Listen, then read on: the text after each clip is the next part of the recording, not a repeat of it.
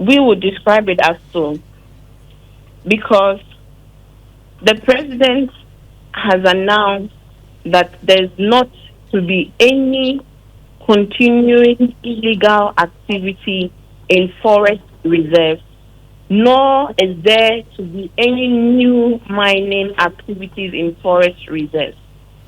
That is the basis for the operations that are being carried out in those forest reserves that you report on a daily basis.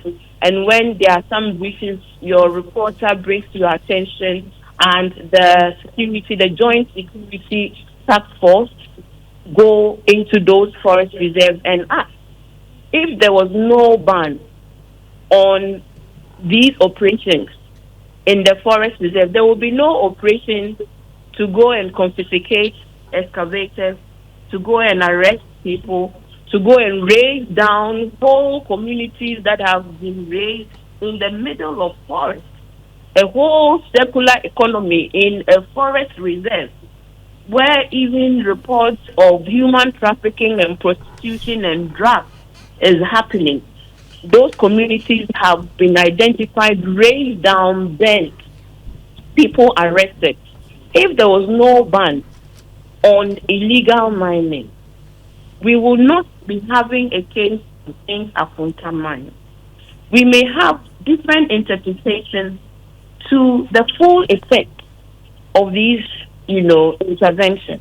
Because ultimately, the full effect is that we will be able to substantially reduce galamsey and illegal mining, especially in our forest reserve, because that portends an existential threat. What we also have to see when we look at this government's actions is to do a comparison to the previous administration, where we have been charged to have also supported calls for the declaration of a state of emergency, as well as the repeal of LI 2462. That is so. We are aligned with the calls then because the evidence had proven that in the 8 years of the New Patriotic Party administration, we no longer saw commitment of political leaders to act. Why? Because even a Minister of Environment had come out with a report that pointed fingers to the challenges he was having to fight galamsey, and reported about how confiscated excavators vanished into thin air. We had come and aligned with CSO because we had seen operation up to at least 3 different operations purporting to fight frontally the galamsey milling. Resources pumped into those operations. And at the end of those operations, the scorecard was that galamsey had rather entrenched itself, and the devastation was even starker before we even started those operations. Is that not the case today? So we were well within our right then to also align with the call for a state of emergency. Are you still aligned? But we won. Pardon? Are you still aligned with that call? And that's what I'm getting to now. So there was a question of low government commitment, as was evidenced by the actions and the results of non-transformation that we have seen. So we come into government, and His Excellency the President, from day one, says galamsey is top priority. Puts together a task force of all security agencies and stakeholders, sit around the table and figure out ways in which we can decisively deal with the matter. So number one, immediate goodwill and commitment from government. No evidence of any complicity, no evidence of any prevention of the work of whoever has been put in charge as we speak.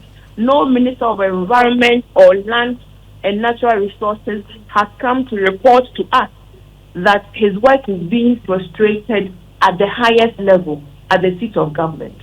Yesterday, someone said that one of the low-hanging fruits was the repeal of LI 2462, and we are still listening to the sentiments. And what we want is a solution, because if we don't have a solution and we don't prove substantially a marked departure from how the previous administration tackled the Galamsey minutes, in 2028 we would have questions to answer. It is in our interest to listen to all well-meaning voices who have something and suggestions to say. So we had thought, by sitting around the table and looking at where the problem is, where we're informed by the Attorney General that the bigger problem is with our Minerals and Mining Act.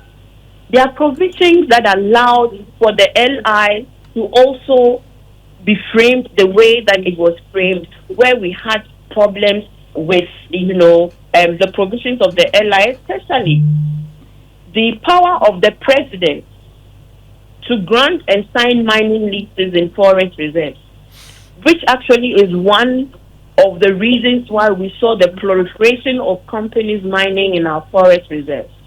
What did His Excellency do? Go and amend the LI and repeal that particular provision and remove the power of the president to continue to grant licenses for companies to operate in forest reserves. Right. It is okay if watchers believe that that is not enough and that we should completely repeal. And I think it's back to the drawing table. Whilst we are at it, it is not the availability or the unavailability of the law that will fight the Galamsey, even though the legal regime is essential to give legitimacy to the operations that are ongoing on a daily basis. Reporters give updates on, and when there are issues, we look into them and we respond to them.